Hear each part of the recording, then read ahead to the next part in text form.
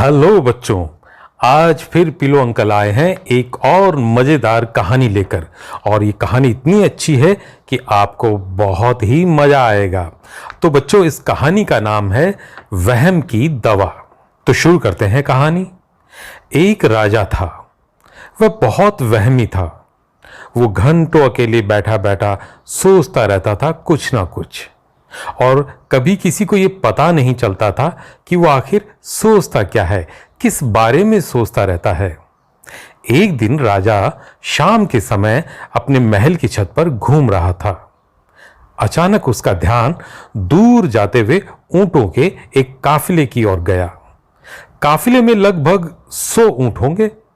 सबकी पीठ पर बड़े बड़े थैले लदे हुए थे। यह देखकर राजा ने अपने एक नौकर को बुलाया और पूछा, इन ऊंटों पर क्या लदा है? नौकर ने कहा, महाराज, इन पर रुई के बोरे लदे हैं। राजा ने फिर पूछा, इस रुई का क्या होगा?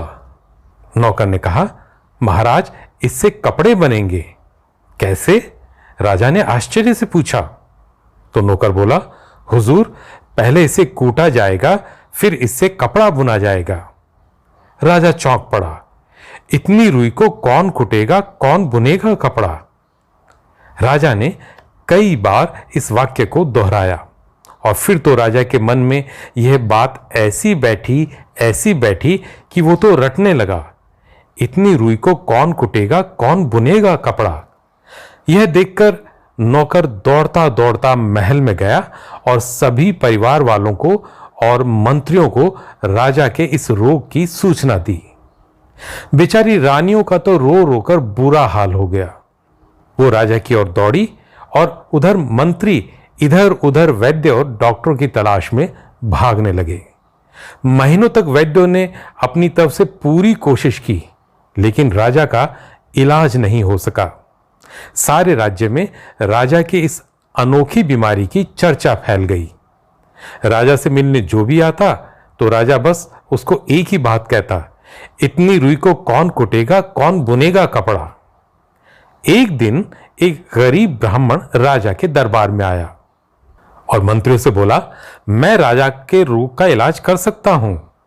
मंत्रियों ने कहा, हे गरीब ब्राह्मण, राजा को वहम की बीमारी है जिसका कोई इलाज नहीं है। इस पर उस ब्राह्मण ने कहा, मेरे पास है वहम की दवा। उसके इस विश्वास को देखकर मंत्री उस ब्राह्मण को राजा के पास ले गए। राजा ने ब्राह्मण को देखते ही कहा, इतनी रुई कौन कुटेगा, कौन बुनेगा कपड़ा? ब्राह्मण ने धीरे से राजा के कान में कहा, महाराज, वो रुई तो जल गई। जल गई? राजा उछल पड़ा। हां, जल गई, यह रही उसकी राख। यह कहते हुए ब्राह्मण ने अपने थैले में से वो राख निकालकर दिखाई। राजा कई देर उस राख को देखता रहा और सोचता रहा, और सोचते सोचते राजा को नींद आ गई। और जब राजा नींद से जागा तो बिल्कुल ठीक था। तो बच्चों, कैसी लगी आपको आज की ये कहानी? मुझे उम्मीद है कि आपको कहानी पसंद आई होगी, और अगर आपको अच्छी लगी तो लाइक करें और इस चैनल को सब्सक्राइब करें। पिलो अंकल कल फिर आएंगे एक और मजेदार कहानी लेकर। तब तक के लिए बाय।